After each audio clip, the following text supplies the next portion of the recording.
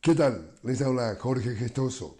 En el programa de hoy siguen las denuncias de fraude en las elecciones de Ecuador con otra notable invitada, Tatiana Larrea, consultora política directamente desde Quito. Tatiana Larrea, una cálida bienvenida al programa.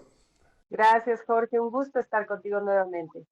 Tatiana, la ahora ex candidata Luisa González, sigue sin reconocer los resultados de las elecciones en Ecuador, la segunda vuelta, y a través de un video en su red X dijo textualmente: exigimos al Consejo Nacional Electoral la publicación inmediata de todas las actas debidamente firmadas y que se realice una auditoría pública del registro electoral para todas las actas señaladas. ¿Qué crees que va a pasar? Bueno, Jorge, hemos vivido una jornada, digamos, del domingo muy tranquila en lo que tiene que ver con el proceso, ¿no? La gente fue a votar, no hubo altercados, no hubo problemas. Sin embargo, yo creo que tenemos para entender la elección ecuatoriana, hablar de antes del día de la elección, o sea, todo lo que fue la campaña y el control que no hubo en la primera vuelta y segunda vuelta, durante las dos campañas, los días de la elección, los 2 días de la primera y segunda vuelta que se desarrollaron en paz, felizmente, sin acontecimientos que lamentar. Y bueno, y después el conteo y el resultado electoral y las reacciones, ¿no? De los diferentes candidatos, tanto en primera como en segunda vuelta. Ahorita tenemos un resultado electoral con un margen amplio a favor del candidato presidente Novoa, y un no reconocimiento de la candidata González, ¿no? Eso sin lugar a dudas porque, y audiencia, genera nerviosismo en un país que ya vive nervioso, que ya vive con muchos problemas.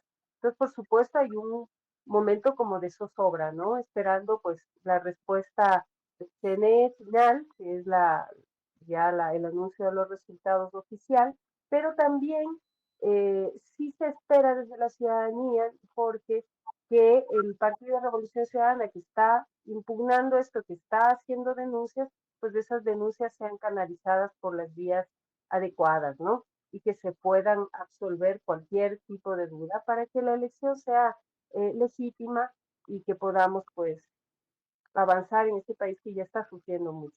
Ahora, lo que se ha repetido en estos días que tuve oportunidad, no solamente de estar en Ecuador justamente cubriendo esta segunda vuelta, también estuve en la primera vuelta hablando con expertos que conocen el tema en profundidad.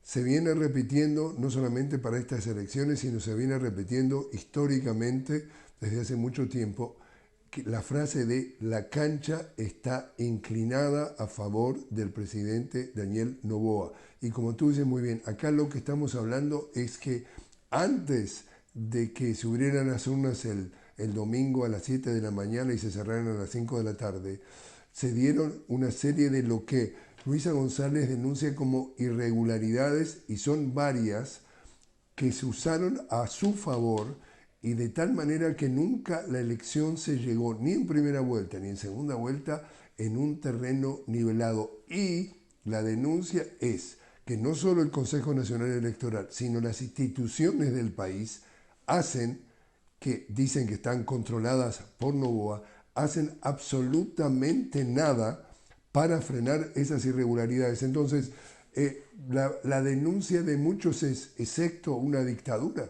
A ver, cuando se dio la primera vuelta, Jorge, tú seguramente estuviste aquí, lo pudiste ver, hubo quejas de no solamente de la candidata que queda finalista, sino de las otras campañas electorales, ¿no?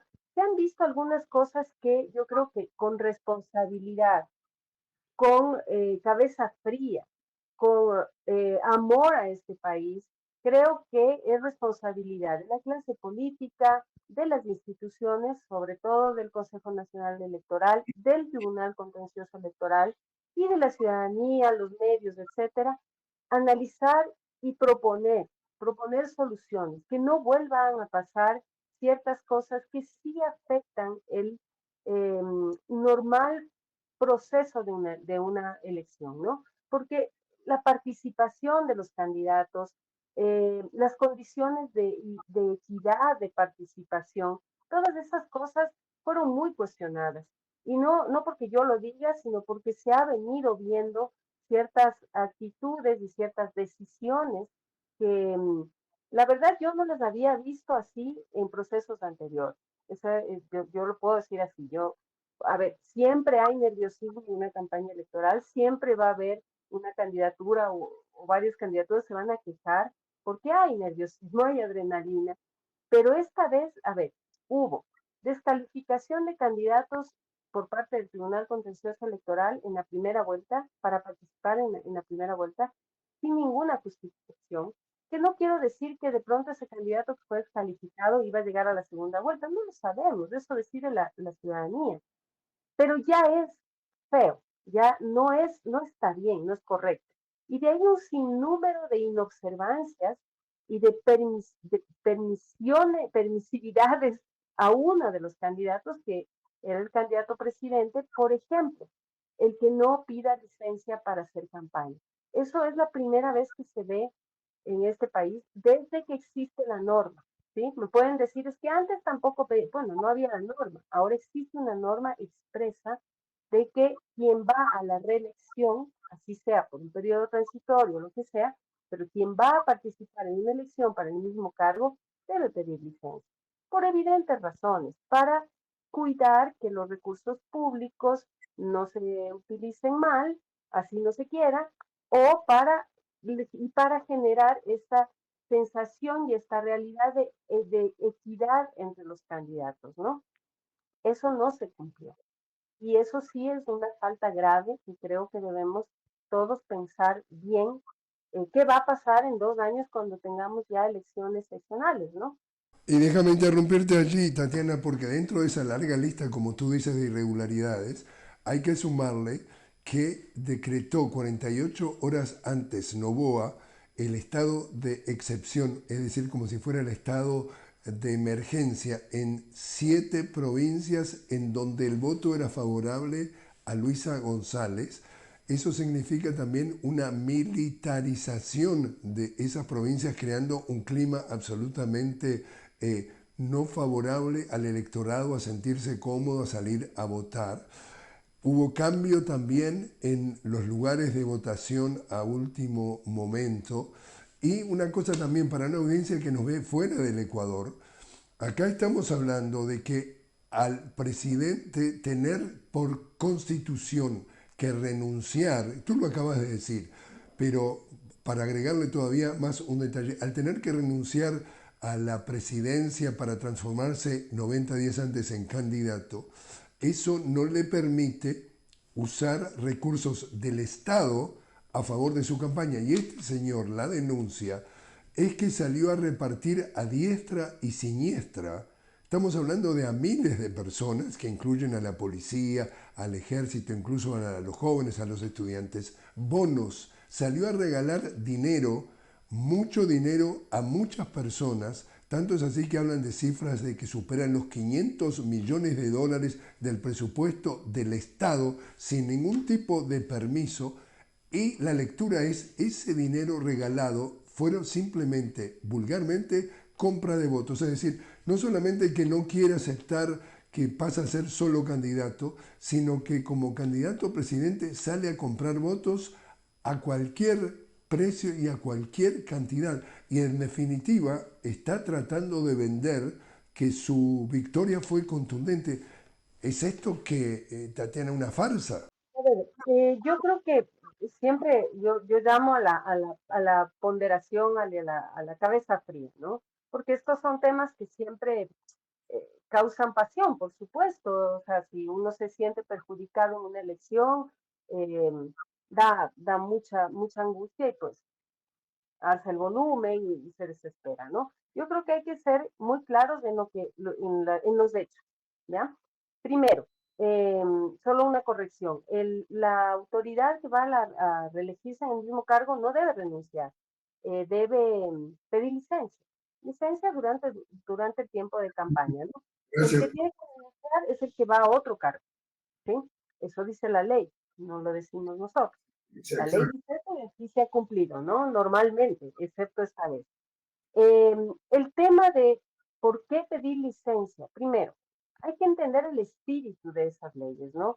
Que fueron construidas además supuestamente en un pacto social que se hizo algunos años. El Ecuador ha vivido en los últimos, en 2 siglos, dos constituyentes eh, que han reformado una asamblea constitucional y una constituyente que refundó todo el tema constitucional, ¿no es cierto? Entonces, ¿cuál era el espíritu? El espíritu era que si tú estás en funciones, puedas separarte un rato de tu cargo. Además, la campaña electoral aquí tampoco es que es tan larga, ¿no? Estamos hablando de 30, 35 días que te separas de tu cargo justamente para precautelar que los recursos públicos que están ligados a la autoridad, porque ejerces una autoridad, tienes acceso a decisiones que mueven recursos públicos, no a una chequera como a veces se imagina la gente, eh, se precautele. ¿Por qué? Porque los recursos públicos son sagrados, ¿no? Para evitar justamente la tentación de caer en prácticas clientelares que lamentablemente en el Ecuador no se han ido, siguen ahí, cada vez hay más, eh, que reemplazan a a lo que puede ser una democracia más fuerte, que podría ser un voto más informado, propuestas más profundas, mejor explicadas, formación política, formación ciudadana, que pueda ser una democracia más sólida, ¿no? Lamentablemente, las prácticas clientelares son lo que se impone. Y por supuesto, si yo tengo un candidato o candidata que tiene acceso a recursos públicos, va a estar en ventaja respecto de los demás, aunque la práctica no sea buena, ¿no es cierto? El otro tema de la militarización, un poco para que poner en contexto para la audiencia que no vive en este país de montaña rusa que es el Ecuador, la militarización se da porque a ver, en enero del 2024, si no me equivoco, sí, el presidente Noboa declaró guerra interna contra el terrorismo y el narcotráfico. Desde ese mes el Ecuador es un país militarizado. Ya casi nos hemos habituado a ver eh, soldados de las Fuerzas Armadas con armas, con fusiles, en las calles, patrullando, en los centros comerciales. Y sí, sí, porque yo, a ver, mi posición como ciudadana, a mí no me gustan las armas, entonces, claro, cuando voy a votar y veo militares, pues no es lo más bonito. Sería chévere, yo recuerdo cuando acompañaba desde niña a votar a mis papás, era una fiesta cívica, era algo lindo, te encontrabas con vecinos, era más bonito, ¿no? Quizás ya estoy vieja y por eso añoro el pasado, pero era más bonito. Llegar y ver militarizados, sí, sí, a mí me angustia. Sin embargo, al resto de la ciudadanía, muchas personas en el Ecuador, el tema de la violencia y la inseguridad esa imagen no les molesta, ¿no? A través de mucha investigación que hemos hecho nosotros, vemos que más bien tranquiliza a la ciudadanía, pero por el contexto de inseguridad y violencia que se vive en el Ecuador últimamente, sobre todo en algunas provincias. El estado de excepción ya no es de excepción, llevamos casi 2 gobiernos y medio con estado de excepción permanentemente, por eso es que ya ni siquiera llama la atención, porque ya casi nos hemos habituado a que se decrete el estado de excepción, ¿no? O sea, se vaya como alargando. Entonces, esto también son cosas como anómalas, como que no ensucian, enturbian un poquito esta jornada que debería ser pues muy alegre, muy cívica, ¿no? Ahora, una cosa ahí también para aclarar, Tatiana, porque el tema acá, la CONAIE, es decir, la Confederación de Nacionalidades Indígenas Ecuatorianas, una institución que agrupa a un porcentaje importante de la población y de la vida del país, denuncia que este decreto de estado de excepción en las 7 provincias 48 horas antes de la elección, 7 provincias que favorecían a Luisa González, se basó en una premisa falsa, según la CONAIE, que es que había un estado de conmoción interna, es decir, que había algo excepcional, algo nuevo, algo que había aparecido y que, entre comillas, el Estado estaba muy preocupado en que no haya conmoción.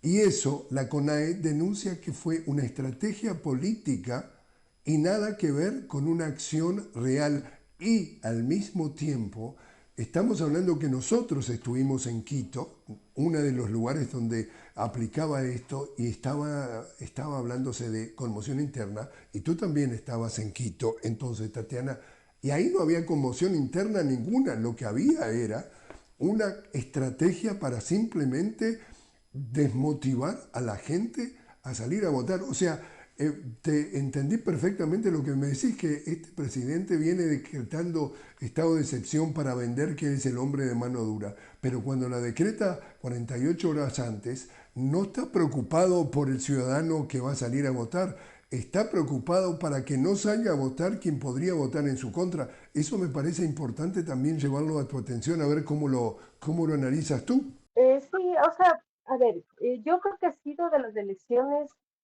hemos vivido otras elecciones así súper tensas, llenas de denuncias, hubo, no sé si hacer referencia, por ejemplo, al 2017, cuando después de que ganó Lenín Moreno, igual por una diferencia más o menos similar, la otra candidatura, que en ese entonces era Guillermo Lazo, pues se tomaron las calles y pues estuvo ocupada, no toda, ¿no? Sino un espacio en el que la gente reclamaba también pues que había habido un fraude.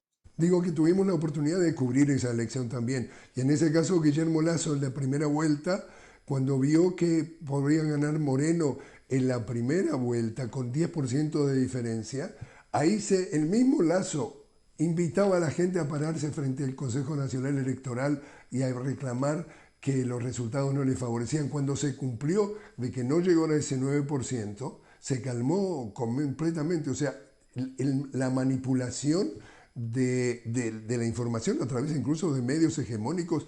Vimos, por ejemplo, en estos días también, Tatiana, era realmente preocupante cuando veías Ecuavisa y cuando veías Teleamazonas el lunes al día siguiente de la elección, que parecía el mundo real por un lado y lo que salían en la pantalla adulando a Novoa por otro. Ese también es otro elemento irregular que se manejó también en esta segunda vuelta. Fueron muchos las irregularidades que denuncia Luisa González.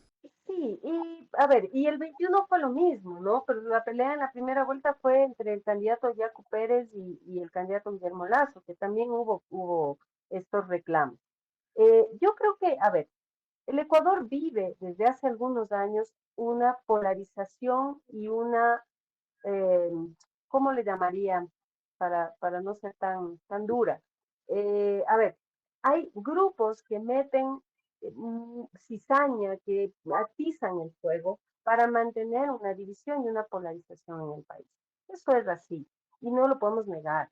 Tenemos un grupo político que es la Revolución Ciudadana que ha sido permanentemente estigmatizada en casi todos los espacios de debate público en el país.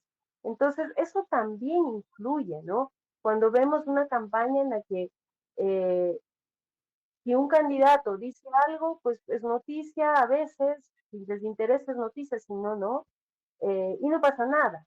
Si se equivoca, pasa mucho, pero si es el candidato o candidata de ese partido en particular, pues se arman unos relajos espantosos, se, mm, se malinterpreta muchas veces lo que están diciendo. Por ejemplo, hay un tema que es triste, ¿no? Porque cuando uno oye una palabra como gestor de paz, no piensa en algo malo, piensa en algo que es bueno para un país que vive violencia. Digo, sin conocer muy a fondo esa propuesta que al final de la campaña fue utilizada, una propuesta de la candidata González que fue utilizada en su contra, manipulando a través de los medios de comunicación y también de espacios de redes y demás, y de la otra candidatura, por supuesto, eh, como que fuera una propuesta de organizar fuerzas paralelas al Estado, de fuerzas paramilitares, lo cual creo que lo que hace no es sumar a la democracia, es confundir más a la gente, estigmatizar más Y eso no está bien. Esas son una de las cosas que este país debe superar. Si están en desacuerdo ideológicamente, tienen una propuesta diferente, ok, pero que se la plantee en igualdad de condiciones. Eso es, si, si quieres, Jorge, para mí lo más grave que ha pasado en esta elección es justamente la desigualdad de condiciones y la inobservancia de la autoridad electoral para permitir eh, licencias, que es curioso porque el presidente no pidió licencia, pero sí le permitió tener muchas licencias de hacer cosas que los demás no podían, ¿ya? Se dio en esta elección una prohibición a las autoridades electas, alcaldes, asambleístas, prefectos, etcétera, para que puedan hacer campaña por alguien más, esos no eran candidatos, pero además de ni siquiera poder pronunciarse a favor de sus organizaciones políticas. Eso es muy inusual, porque normalmente si estamos pidiendo que haya profesionalización en la política, ¿por qué tenemos que castigar a una autoridad electa para que ni siquiera se pronuncie a favor de un partido político al cual pertenece? Eso pasó con todas las autoridades electas, excepto el presidente de la República, que tenía un doble estatus de candidato. Entonces, esas son las cosas que debemos reflexionar, porque son lo que al final trae todos estos ruidos que deslegitima una elección y que provoca angustias y provoca quejas, denuncias y que pone a la ciudadanía del Ecuador aún más nerviosa de lo que ya está, y dividida y polarizada. Tatiana, te invito a hacer una pequeña pausa. Estamos hablando con Tatiana Larrea directamente desde Quito, Tatiana consultora política sobre las denuncias de fraude en las elecciones presidenciales de Ecuador que acaban de realizarse, que continúan. Enseguida regresamos.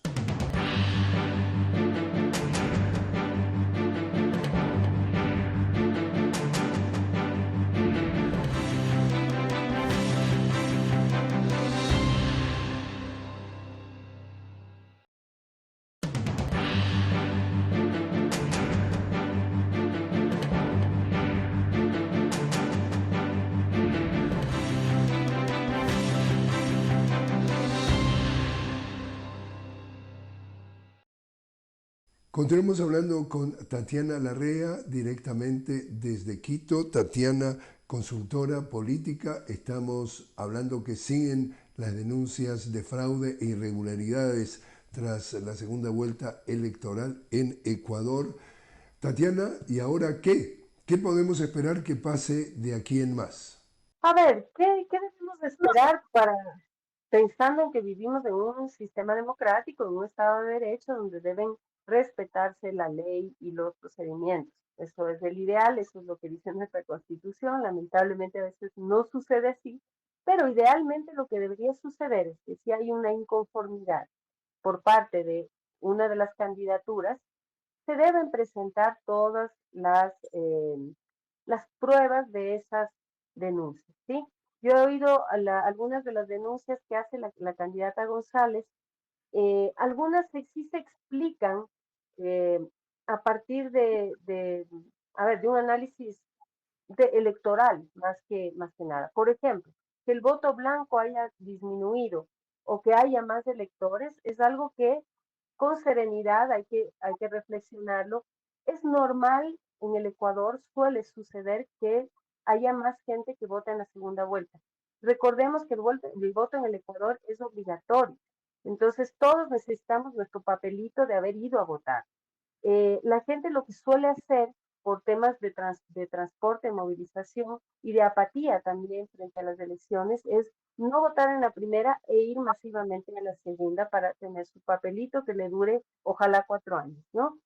Entonces eso también hay que pensar, hay que evaluar bien y con serenidad y viendo cuáles denuncias son las viables para que puedan demostrar su inconformidad. El otro es que el voto blanco disminuye porque consideremos, y esto podemos saber nosotros que desde la investigación electoral que hemos hecho, la última semana de la elección había aproximadamente un 22% de electores todavía indecisos. Eso puede suceder, en el comportamiento electoral y en el comportamiento del voto puede suceder que terminen decantándose por alguien más, ¿no? Hemos hablado de un ambiente inequitativo, tanto en publicidad como en encuadres, como en estigmatización, como en uso de recursos públicos, que, que pueden haber favorecido, por supuesto, a una de las candidaturas, que es la que ahorita está proclamada como ganadora, ¿no?